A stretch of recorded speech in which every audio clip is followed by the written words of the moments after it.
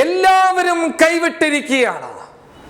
എല്ലാത്തിനും കാരണം മോദിയാണ് എന്ന് പറയുന്ന ഒരവസ്ഥയിലേക്ക് RSS പോലും എത്തി നിൽക്കുന്നു എന്നുള്ളതാണ് ഈ നിമിഷത്തിൽ നിങ്ങളുമായി പങ്കുവെക്കാനുള്ളത്.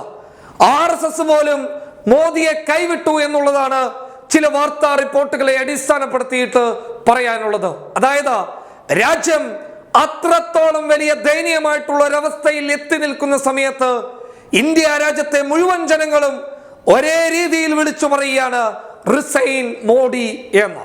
അതെ, തീർന്നു. ഈ വർഗീയ രാഷ്ട്രീയം ഒരു രോഗം പടർന്നു പിടിച്ചതിലൂടെ അവസാനിച്ചു പോയിരിക്കുകയാണ്.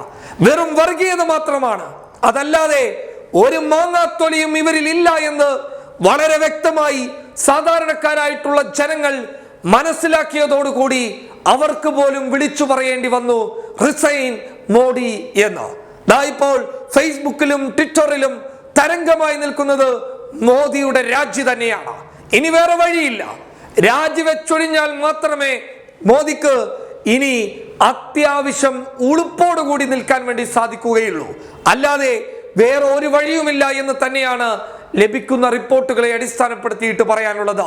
UP-യിലെ ജില്ലാ ആശുപത്രികളിലെ ജില്ലാ സൂപ്രണ്ടുമാർ മാധ്യമങ്ങൾക്ക് മുന്നിൽ വന്ന് പൊട്ടിക്കരഞ്ഞു പറയുന്നു, ഞങ്ങൾക്കിനി രക്ഷിക്കാനാവില്ല, ഇവിടെ ഒരു സംവിധാനവുമില്ല, എല്ലാം തകർന്നു കിടക്കുകയാണ്, ഞങ്ങളിൽ നിങ്ങൾ പ്രതീക്ഷയർപ്പിക്കരുത് എന്ന്.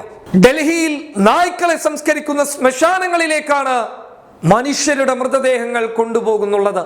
അതായത് മൃതദേഹങ്ങൾ സംസ്കരിക്കാൻ പോലും സ്ഥലമില്ലാത്ത, ഭൂമിയില്ലാത്ത അതീവ ഖേദകരമായ ഒരവസ്ഥയിലേക്ക് രാജ്യത്തിന്റെ തലസ്ഥാനം എത്തി നിൽക്കുന്നു. UP-യുടെ ദയനീയത പറഞ്ഞു തരേണ്ടതില്ല. രോഗികൾക്ക് ഓക്സിജൻ ലഭിക്കുന്നില്ല. ഓക്സിജൻ ഉള്ള രോഗികളുടെ കയ്യിൽ നിന്ന് ബലമായി ഓക്സിജൻ പിടിച്ചുകൊണ്ടുപോകുന്ന പോലീസിന്റെയും അധികാരികളുടെയും ചിത്രങ്ങളും ദൃശ്യങ്ങളും തന്നെയാണ് നമുക്ക് UP സമ്മാനിക്കുന്നുള്ളത്. മോദിയുടെ ഗുജറാത്ത് കോവിഡിന്റെ ഭീതിയിൽ പൊട്ടിക്കരഞ്ഞുകൊണ്ടിരിക്കുകയാണ്. അങ്ങനെ ചുരുക്കി പറഞ്ഞു കഴിഞ്ഞാൽ റിസൈൻ മോഡി BJP-ക്കാർക്ക് പോലും പറയേണ്ട ദയനീയമായിട്ടുള്ള ഒരവസ്ഥ രാജ്യത്തുണ്ടായി കഴിഞ്ഞിരിക്കുന്നു എന്നുള്ളത് സത്യസന്ധമായിട്ടുള്ള ഒരു കാര്യം തന്നെയാണ്. ഓക്സിജന്റെ ലഭ്യത കുറവാണ് എന്നുള്ളത് മാസങ്ങൾക്ക് മുൻപ് തന്നെ കേന്ദ്ര സർക്കാരിനെ പാർലമെന്ററി കമ്മിറ്റി അറിയിച്ചിട്ട് പോലും അതൊന്നും വകവെക്കാതെ അധികാരത്തിന്റെ പേരിൽ അഴിഞ്ഞാടിയ നരേന്ദ്രമോദിക്ക് ഇനി രാജിയല്ലാതെ മറ്റൊരു വഴിയുമില്ല. ജനങ്ങൾ തിരിച്ചറിഞ്ഞു കഴിഞ്ഞിരിക്കുകയാണ്.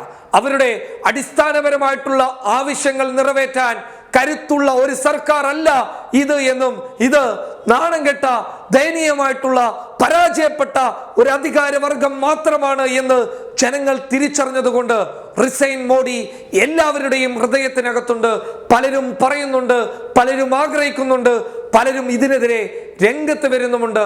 അതുകൊണ്ട് തന്നെ രാജിവെച്ച്, അധികാര കസേരയിൽ നിന്ന് രാജിവെച്ച് ഉളുപ്പില്ലാതെ മടങ്ങി പോവുക എന്നല്ലാതെ ഇനി മറ്റൊരു വഴിയുമില്ല.